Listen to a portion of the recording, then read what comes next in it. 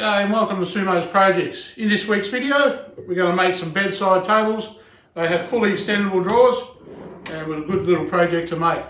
If this is the first time you've viewed Sumo's Projects, please go ahead, subscribe, hit the notification bell and share the video around. Alright, let's get started on this project. So like many of my projects, I use the Sumo version of SketchUp here, a notepad and a pen, sometimes pencil. But never mind. I'm using an acacia type board to make these bedside tables. So initially I'm beginning by cutting down the sides and also a few of the other parts for the pretty much the joinery, and then later on I'll go about cutting them down the material for the drawers.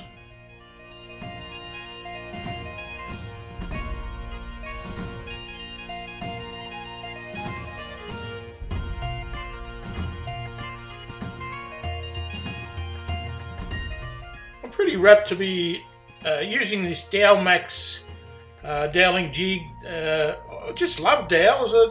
I don't know if it's me or I've not found the perfect system for doing all types of doweling joints, but we'll find our way. Putting glue here and the dowels, and I was very happy when it all came together nice and square. So kicking some goals hopefully.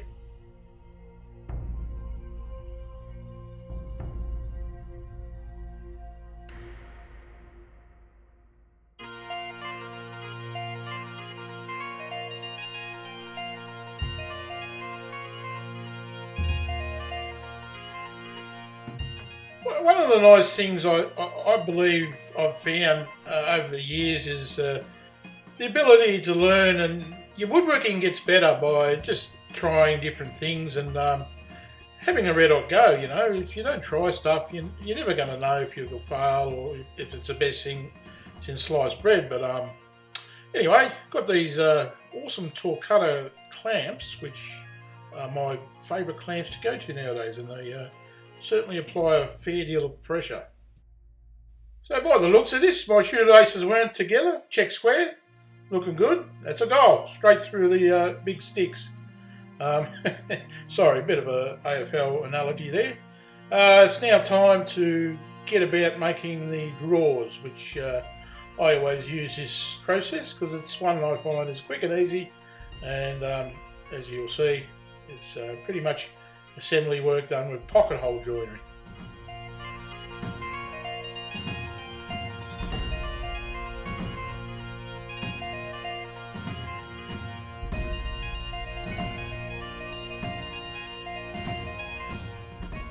Now I did make a bit of a whoopsie here, and I actually had some internal, it looks like I've got the pocket holes internally. I just flipped that around later on because it looks silly. But never mind, that's it's life in the big city.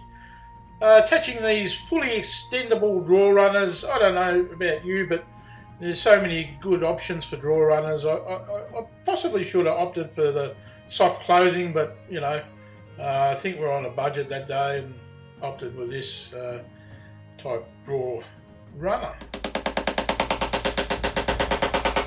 Now, old mate Lightning here, back at it. Battering and baffling these little nails in. Called Lightning, never strikes in the same place twice.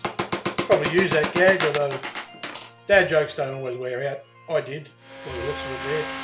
Yeah, come along with the flush trim bit and look at that dust, isn't it beautiful? But it got it all flush, and I suppose that's all I had to do.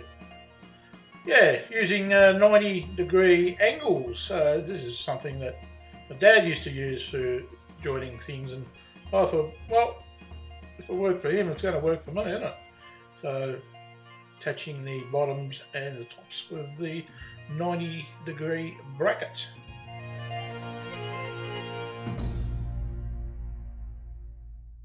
Doing a bit of routing here.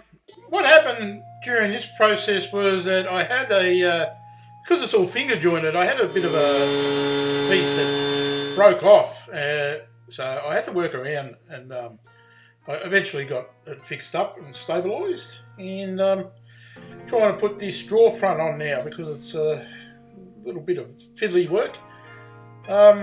Just want to make mention of another YouTube channel and podcast I'm part of with Chris Zurek, built by Chris, called Measure Twice, Cut Once, and that's also on YouTube if you want to search that. I might put a link down.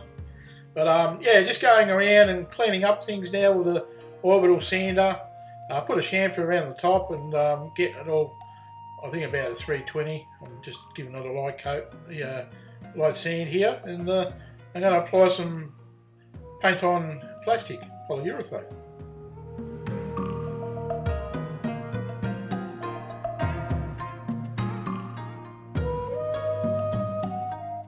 I like using these foam brushes to apply poly. Anything that's a little bit thinner mix, I use rags normally. Paint brushes, they're quite annoying.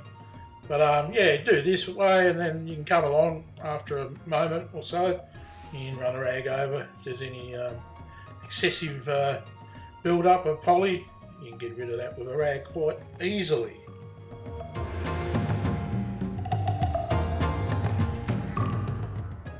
I'm using drawer handles which you put on from the front. They're actually door handles of sort, but I find it a lot better putting them on this way. I give them a little bit of a punch mark and then screw them in with a screwdriver.